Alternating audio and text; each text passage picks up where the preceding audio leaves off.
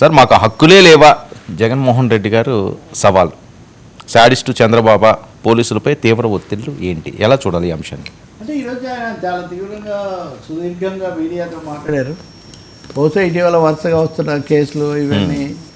So ఇందులో ముఖ్యంగా ఆయన క్లైమేట్ సమస్యలు మామిడి రైతుల గురించో పొగాకు రైతుల గురించో నేను వెళ్తే మీరు ఎందుకు ఆపుతారు? నాకు జనం వస్తున్నారు, మీకు జనం రావడం లేదు. మీకు జనం రాకపోతే నా జనాన్ని ఆపుతారా? రెండవది నాకు Z+ కేటగిరీ అంటారు, ఆ రక్షణ ఎప్పుడు పెట్టరు, వచ్చిన వాళ్ళ మీద కేసులు పెడతారు. అంటే ఎవరి సమస్య చెప్పినా లేదు మీరు సూపర్ 6 అనేది అమలు చేయడం లేదని ఆక్షేపించినా ఏ విషయం వచ్చినా కానీ మీరు వెంటనే పోలీసులను ప్రయోగించి కేసులు పెడతారా? ఇస్తారా?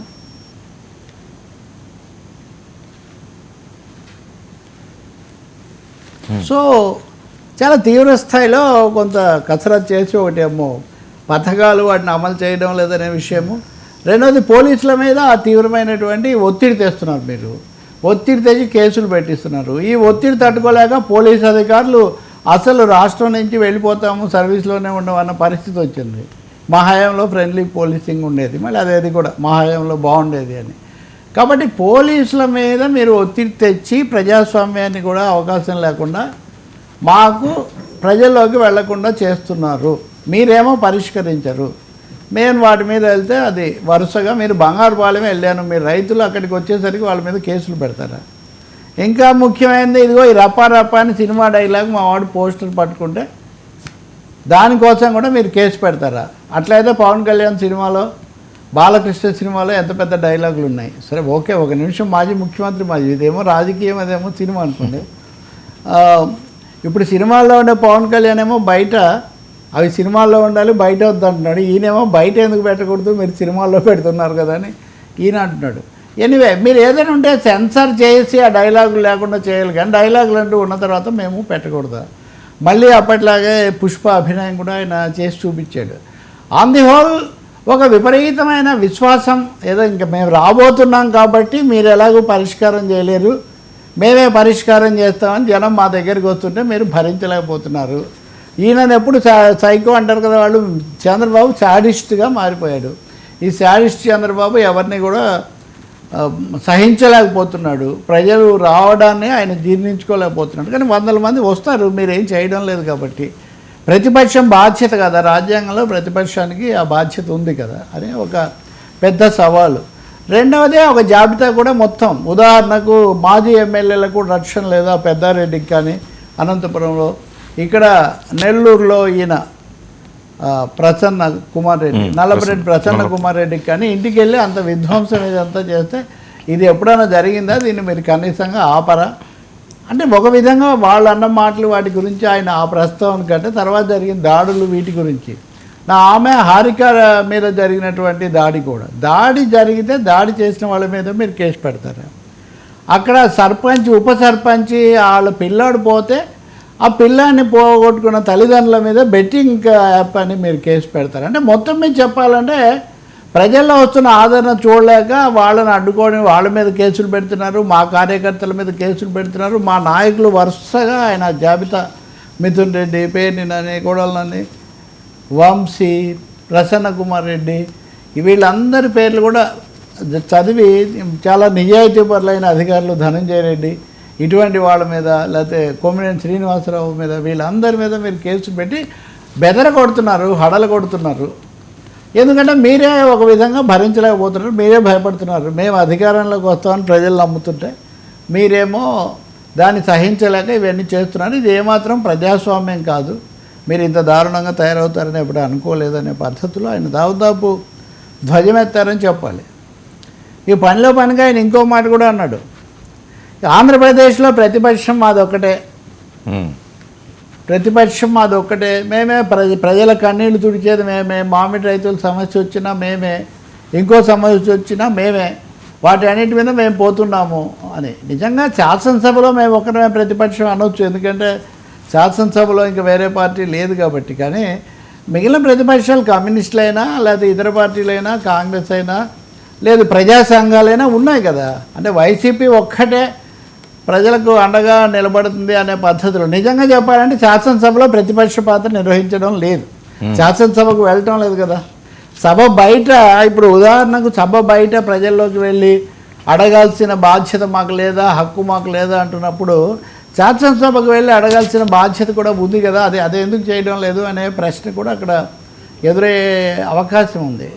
ఎనీవే మొత్తం మీద చెప్పాలంటే మా ఉనికిని మీరు సహించలేకపోతున్నారు. ప్రజలు కూడా ఇంకెందుకు వాళ్ళు ఎలాగూ రారు, మిమ్మల్ని అడగటం మీకోసం చూడటం మానేశారు. అన్నిటికంటే ముఖ్యంగా మీరు ఈ స్కూల్ ఫీ రీయింబర్స్మెంట్ విషయంలో కానీ, తల్లికి వందనం ఈ విషయంలో కానీ తీవ్రమైనటువంటి అన్యాయం చేస్తున్నారు. దాదాపు 8,000 కోట్ల దాకా ఇట్లా పేరుకుపోయింది. ఈ పద్ధతిలో ఆయన ఒకవైపు కొన్ని సమస్యలు ఏకరువు పెట్టారు, అందులో సందేహం లేదు. అలాగే విద్యుత్ శక్తి ఛార్జీలు 18,000 కోట్లు రకరకాల తేదీల్లో వేసి 18,000 కోట్లు, ఇవన్నీ మీరు తగ్గిస్తాము తీసేస్తామని చెప్పిన వాళ్ళు అధికారంలోకి వచ్చాక మీరేమో సమస్యలు పట్టించుకోకుండా నేను పట్టించుకుంటానంటే నన్ను పోనివ్వకుండా మీరు కాలడ్డం పెడుతున్నారు. ఇది మీకు భయం పట్టుకుంది. సర్వేలు వాటిలో కూడా అదే వస్తుంది కదా మీకు. కాబట్టి అక్కడ వ్యతిరేకత వస్తుంది, అదే ఇక్కడ కూడా కనిపిస్తుంది. అటువంటిప్పుడు ఎందుకు మీకు ఉలికిపాటు? ఈ పద్ధతిలో తీవ్ర స్థాయిలో ఆయన ధ్వజమెత్తాడని చెప్పాలి మనం. అందులో మిగిలిన అన్నిటితో పాటు ఇదిగో ఇందాక చెప్పిన సినిమా డైలాగులు వీటన్నిటితో పాటు ఆయన ఇవన్నీ కూడా అక్కడ వినిపిస్తూ ఉన్నారు. అయితే బహుశా మిగతా ప్రతిపక్షాలు కూడా అడుగుతాయి అనుకోండి, మేము కూడా ఉన్నాం కదా చాలా అంశాల మీద. ఉదాహరణకు వైసీపీ టీడీపీల మధ్యలో ఈ కేసులు తిట్ల యుద్ధం జరిగినంతగా సమస్యలు వీటి మీద మొదట వచ్చిన మాట తక్కువ. వెళ్ళారు లేదా అంటే వెళ్ళారు, గుంటూరు వెళ్ళారు, లేకపోతే ఇంకో మా బంగారుపాలెం వెళ్ళారు, అంతవరకు నిజమే. కానీ బట్ ఫోకస్ ఎక్కువగా ఉండింది రెడ్ బుక్ వల్లనే ఇదంతా జరుగుతుంది అనేది జగన్ ప్రధానంగా చెప్పింది. రెడ్ బుక్ అని పెట్టి మీరు హడలు కొడుతున్నారు, అధికారులు పోలీసులు కూడా ఉండలేకపోతున్న పరిస్థితి ఇక్కడ వచ్చేసింది అని. అంటే పాలన ప్రతిష్టంభన, అధికారులకు ఒక భయము.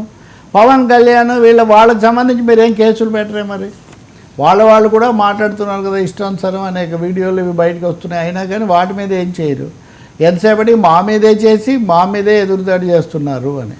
సో దీని మీద అదంతా ప్రెస్ మీట్ లేకపోతే ఆయన వ్యాఖ్యలన్నీ దాని చుట్టూ తిరిగాయని చెప్పాలి మనకు. దానికి తోడు లెక్కలు అవి కూడా చెప్పారనుకోండి. సరే, అసెంబ్లీ సెషన్స్ కూడా వస్తున్నాయి కదా, ఈయన ఆల్రెడీ యాత్రలకు వెళ్తున్నారు, ఎక్కడైనా సమస్యలు ఉంటే దాని మీద నేను ఉన్నానని భరోసా ఇస్తున్నారు. ఈ టైంలో అసెంబ్లీకి వెళ్ళే ఛాన్స్ ఉంటుందంటారా? అలా ఏం కనపడలేదు కదా ఈరోజు మాట్లాడిన దాంట్లో. మేము అసెంబ్లీకి కూడా వచ్చి మిమ్మల్ని నిలదీస్తామని ఆయన ఏం చెప్పడం లేదు. సో అసెంబ్లీకి రాకపోవచ్చు, సంతకాలు పెట్టి వెళ్ళిపోవడం ఇట్లాంటి పనులు అవి చేయొచ్చు. సంతకం ఇప్పుడు ఉదాహరణకు వీళ్ళేమో బెదిరింపు ఇదివరకే హెచ్చరికలు జారీ చేశారు కదా, అసలు మీ సభ్యత్వమే లేకుండా చేస్తాం అది ఇది. ఈయన కాదు ఉపసభాపతి ఇది వరకు అని ఉన్నారు. అవి ఎంతవరకు జరుగుతాయి అనేది ఎట్లా ఉన్నా ఇప్పుడు సంతకం చేయకుండా మటుకు ఆపలేరు. సంతకం చేసి వెళ్లకుండా ఆపడం మటుకు అది చట్టం దానికి ఒప్పుకుంటుందని నేను అనుకోను. ఇన్ని రోజులు రాకపోతే వాళ్ళకు నోటీస్ ఇవ్వచ్చు, వాళ్ళు దానికి ఏదో ఒక ఫార్మల్ రిప్లై ఇవ్వచ్చు. లేదంటే ఒకరోజు వచ్చిందే కదా గవర్నర్ ప్రారంభ ప్రసంగం అప్పుడో లేకపోతే మొదటి దశలోనో ఒకసారి వచ్చి వెళ్తారు. కానీ మేమేదో వచ్చి సభలో పాల్గొంటాము అన్న మాట మటుకు ఎక్కడ జగన్ దాంట్లో ఎక్కడ సూచన కూడా రాలేదు. నా ప్రశ్న అదే. కనీసం శాసన మండలిలో పీడిఎఫ్ ఇట్లాంటివన్నీ ఉన్నాయి. ఈయన బీజేపీ జనసేన వీటిని కూడా కలిపారు. బీజేపీ మాట్లాడుతూ జనసేన మాట్లాడుతూ అవి ఎలాగో ప్రభుత్వంలో ఉన్నాయి కదా. ఇంకా బయట ఉన్నది కమ్యూనిస్టులు, కాంగ్రెస్, లేకపోతే ఆప్ లాంటి పార్టీలు ఇట్లాంటివే కదా. కానీ అవైనా పార్టీలే కదా. మేమొక్కరమే అని చెప్పే ముందు అనేక అంశాలు ఇతరులు లేవనెత్తిన తర్వాత మీరు తీసుకున్నారన్న వాస్తవాన్ని కూడా వైసీపీ కూడా జగన్మోహన్ రెడ్డి కూడా గుర్తించాల్సి ఉంటుంది. రెండో విషయము, ఈ బూతులు తిట్టడాలు ఈ కార్యక్రమాలు ఇవన్నీ మంచివి కాదు అనే మాట కూడా చెప్పే బదులు, అంటే ఇప్పుడు ఉదాహరణకు నిన్న మనం మాట్లాడాము, పేరుని నానియే రపా వద్దంటున్నారు. ఆ తర్వాత రెండో డైలాగ్ మీద విమర్శ వచ్చిన మరి రప్ప ప్రవేశపెట్టడమే కాకుండా ఈరోజు కూడా కొనసాగిస్తున్నారు. అంటే ఒక విధంగా భిన్న స్వరాలు అంటాం కదా మనం. అంటే పేరుని నాని వర్సెస్ జగన్ అనాలి. ఇక్కడ పేరుని నాని రప్ప అనొద్దంటుంటే జగన్ మళ్ళీ పూర్తిగా మీడియాను ముందు కూర్చొని రప్ప అని ఎందుకు అనకూడదు, సినిమాలో డైలాగులు అయినప్పుడు ఎందుకు అనకూడదు, సినిమాల మీద సెన్సార్ పెంచండి ఇవన్నీ. ఒక విధంగా కొంచెం ధీమా, బహుశా నిన్నటి సర్వే తెచ్చిన ధీమా కూడా కావచ్చు. కొంతకాలంగా ప్రజల్లోకి వెళ్ళినప్పుడు ప్రజలు వస్తున్నారు అనేటటువంటి ఇది కూడా కావచ్చు. మూడోది, తమ వాళ్ళకు కాస్త అండగా నిలబడాలి గట్టిగా. ఎందుకంటే నిన్న కూడా మిథున్ రెడ్డి మీద లిక్కర్ కేసు దాంట్లో ముందస్తు బెయిల్ ఇవ్వడానికి హైకోర్టు నిరాకరించింది. నల్లపరెడ్డి ప్రసన్న కుమార్ రెడ్డిని కూడా హైకోర్టు అక్షింతలేసి బాగా తీవ్రంగా మందలించింది. ఆ భాష ఏంటి మహిళల మీద ఇవన్నీ అని చెప్పి. అందుకని ఈ పరిస్థితుల్లో మళ్ళీ ఒకసారి ఆయన తమ వాళ్లకు, సరే ఏ అధ్యక్షుడైనా తమ వాళ్ళకు అండగా ఉండటం కాదు కానీ అది ఏం పొరపాటు కాదు కానీ, బట్ ఇది పొరపాటు ఇలా చేయొద్దు అన్నది మటుకు ఇంకో మాట కూడా అన్నారు ఆయన. బహుశా మనలాంటి వాళ్ళకి సమాధానం కావచ్చు. మేమే సంయమనం చూపకపోతే పోలీసులు అక్కడ ఏమయ్యేవాళ్ళు అని వేల మంది రైతులు అక్కడికి వచ్చినప్పుడు వాళ్ళ మీద ఏదో మీరు చేయబోయినా కానీ వాళ్ళు అడ్డం తిరగలేదు, ఎదురు తిరగలేదు, తిరిగి ఉంటే మీరు ఏమయ్యేవాళ్ళు అనే పద్ధతిలో కూడా కొంచెం ఛాలెంజ్ కూడా ఆయన విసురుతూ ఉన్నారు. సో మంచి హై స్పీడ్ దూకుడు ఎదురుదాడి అంటుంటారు చూడండి. ఈ మోడ్ హై స్పీడ్ దూకుడు మోడ్లో ఉన్నట్టుగా మటుకు స్పష్టంగా కనిపిస్తుంది. ఇంకా ఓ పెద్ద హెచ్చరిక చేశారు, ఇది ఇలాగే జరిగితే మా వాళ్ళు కనుక పూర్తిగా సహనం కోల్పోతే రేపు మేము అధికారంలోకి వచ్చాక వాళ్ళు ఇందుకు తగినట్టుగా ఏదైనా కూడా చేయొచ్చు అని. నా మాట కూడా వింటున్నాను, నా మాట కూడా వినకపోవచ్చు అని. మరి అధికారం దాకా ఎందుకు, ఇప్పుడు కూడా వినకపోవచ్చు కదా, అది ఇంకా కాస్త పెరిగితే. అందువల్ల చాలా తీవ్ర స్థాయిలోనే ఒక విధంగా వార్నింగ్ టోన్ అన్నది. ఇది వార్నింగ్ టోన్ లేకపోతే థ్రెటనింగ్ టోన్ అని కూడా కొంత అనొచ్చు. బట్ ఒకటైతే ఉంది, ఇవన్నీ ఒకరికొకరు కాంప్లిమెంటరీ అన్నట్టుగా ఆ సమస్యలు చూస్తానని వస్తే ఆ రానివ్వకపోవడం వీళ్ళైతే, ఆ తర్వాత దాన్ని సాగదీసుకునేది వాళ్ళైతే, ఇంక తిట్లు కామన్. ఒకరోజు ఒకరు ఎక్కువ తిట్టారా, ఒకరోజు ఒకరు తక్కువ తిట్టారా అనే సమస్య తప్ప. Right sir. బట్ అసెంబ్లీకి అయితే రాకపోవచ్చు. నాకు అర్థమైనంతలో సభ్యత్వాన్ని కాపాడుకునే పని అయితే చేస్తారు గ్యారెంటీ.